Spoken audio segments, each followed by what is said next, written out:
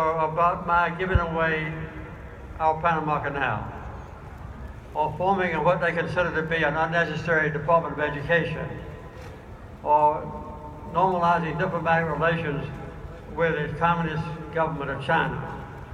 But those critical letters pretty well ended when the 1980 election results brought my involuntary retirement from the White House. And after that, I didn't get very many letters from Liberty. And I particularly appreciate the chance to come here today.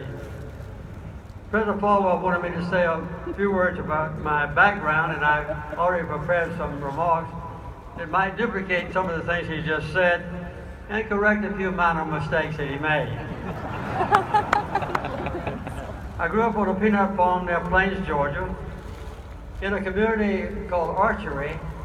It had about 50 families, almost all of whom were African American, and so were my playmates.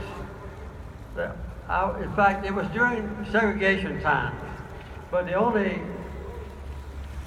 distinction among us, the only rank among us, was whoever had caught the biggest fish recently, or could run fastest, or could pick the most cotton in one day. I left home when I was 17 years old, and the World War II was just beginning. This was in 1941. I went to Georgia Tech, where I joined the Navy and the Naval ROTC, and then I went on to the Naval Academy at Annapolis, and that's where I began to teach Bible lessons on Sunday. As a matter of fact, I taught the children of the families who were stationed there permanently. I later served as a submarine officer, and my last duty at sea in the Pacific Ocean was during the Korean War. I served in the Navy for 11 years, and I came back to Plains, Georgia, and to a life of farming. One of the most memorable occasions I had then was to volunteer as what the Southern Baptist Convention called a pioneer missionary program. Every year I would go somewhere assigned by the Southern Baptist Convention to bring other people to Christ. One of my most memorable was to go to Massachusetts, and I had a leader there who was from Brooklyn, New York. He was a Cuban American, and his name was Eloy Cruz. I would read a few verses from the Bible in Spanish, using a different vocabulary than the one I had used in the Navy, I might say. And then Eloy Cruz would give the plan of salvation to prospective followers of Christ. And he was remarkably successful in winning those souls to be Christians. When we got through with our assignment in Massachusetts and got ready to leave to go back home, I asked Eloy Cruz, what is the secret to your success in winning souls to Christ? And he was a little embarrassed by my question. But then he finally said, I try to have two loves in my heart. One love is for God. And the other love I have in my heart, I try, is for the person who happens to be in front of me at any particular time. That's a very profound statement, and one that I've remembered ever since that time. Since leaving the White House, I've been a professor at Emory University. I just finished my 36th year as a professor, and I still teach Sunday school at Maranatha Baptist Church in Plains, Georgia. Plains is a town of 700 people. It's grown a lot since I was a child. And we have 11 churches in town. So Maranatha is a very small church. We only have about 25 regular members, but when I teach the Bible classes every Sunday, we have several hundred visitors. Last Sunday we had 700 visitors. We had to turn away 200 who couldn't get them in the church or in our classrooms. I have made a living writing. Jerry said 29 books. I've written 32 books. And I gave him a copy of one of them last night so he could remember how many books I've written.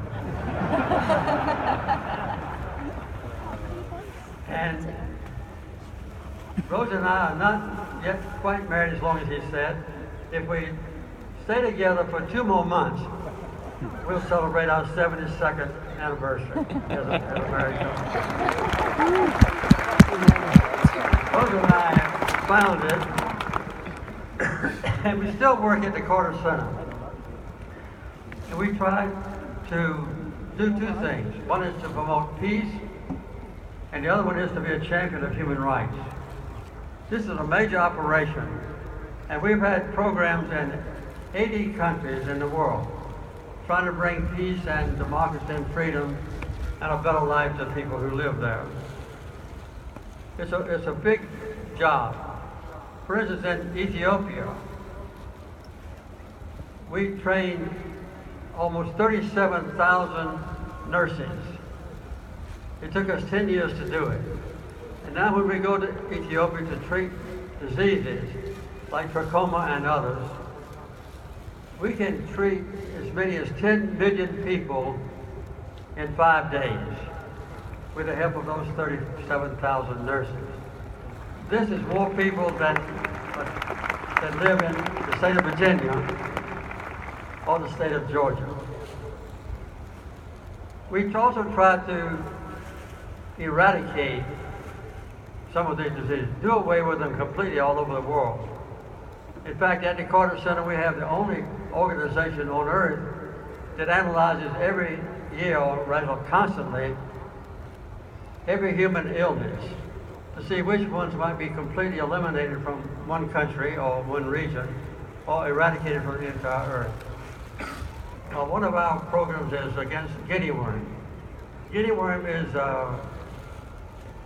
goes to a length of about almost a foot, almost a yard long, almost 36 inches long in human body. After the human drinks filthy water from a stagnant pond. And then about a year later, that worm emerges from the body through an excruciatingly painful sore. And farmers can't go to the field and children can't go to school. To start with, we found 3.5 million cases of guinea worm in the world in 21 different countries. As of the beginning of this month, which is the last report I've had, we only have 3 cases in the whole world now, in one country of Chad.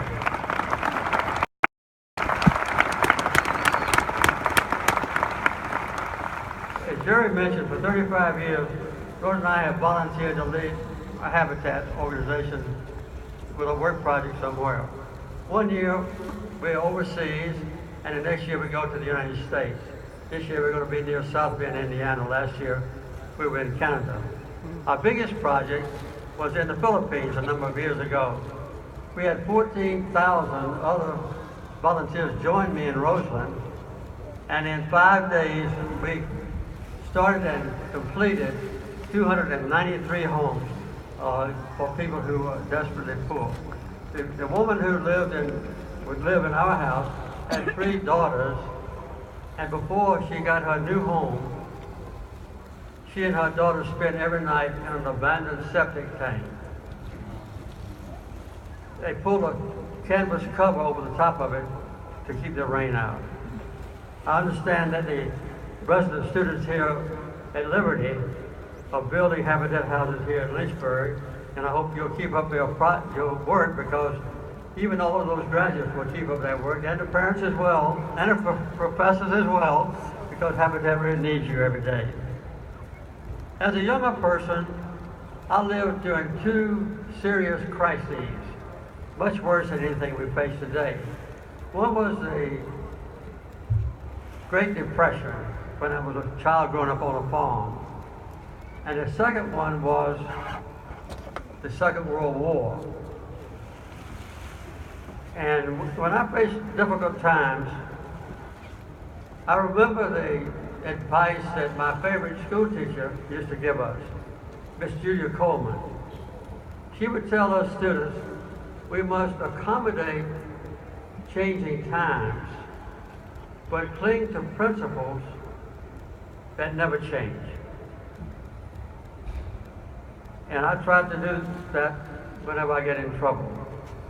All of us Americans now have other crises to face. And let me mention just a few. I remember back in 1999, toward the end of that year, I was asked to make two major speeches. One was in Taiwan, and the other was in Oslo, Norway. And the subject I was assigned to talk about was what is the greatest challenge that the world faces or will face during the new millennium. And I pointed out that it was the great disparity in wealth between the richest people and those who still work for a living with their families. Since then, this disparity in wealth has gotten much greater, both within nations and also between nations. Right now, for instance, eight people, 6 of them Americans, have controlled more wealth than the other 3.5 billion people have of the world's total population. Recently I've changed my mind about the biggest challenge that the world faces. I think now it's a human rights problem, and it is the discrimination against women and girls in the world. Let me give you a couple of examples. There are about 160 million girls and women who are not living today because their parents, in order to comply with laws or customs and to have just male sons, either killed their daughters by strangling them at birth, or they have the modern day ability to decide before the baby is born what it's going to be. And if the fetus is female, then they abort the child. Atlanta, where the Carter Center is located, is the greatest center for human trafficking or slavery in America. One reason is that we have the most busiest airport in the world for passengers. And a lot of our passengers come from the southern hemisphere. And a girl who is brown skinned or black skinned can be sold, according to the New York Times, to a brothel owner for about $1,000. And the brothel owner makes about $35,000 for these forced brothel prostitutes.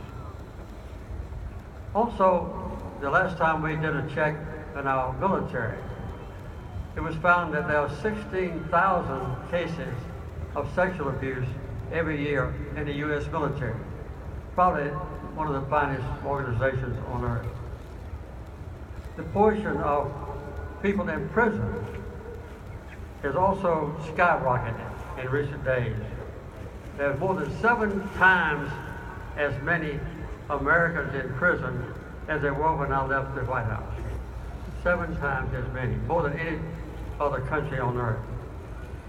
And now we also know that the partisan divisions and the racial division in our country are becoming deeper and deeper. In fact, all our religions are also divided. Protestant, Catholic, Jewish, Islamic, I'm sure Hinduism and Buddhism. On 2 occasions you might be interested in knowing, in 1981, I brought about 40 of the top Southern Baptists together at the Carter Center in Atlanta. I was just out of the White House, and when I asked them to come, they came. 7 of those, mostly men who came, would become presidents of the Southern Baptist Convention. And we tried, but failed, to resolve the differences between us and keep all the Baptists together. One of the differences we couldn't solve was the status or equal status of women. I'm glad to say that our common faith in worshiping Jesus Christ, though, is slowly bringing us back together. And Jerry and I talked last night about the possibility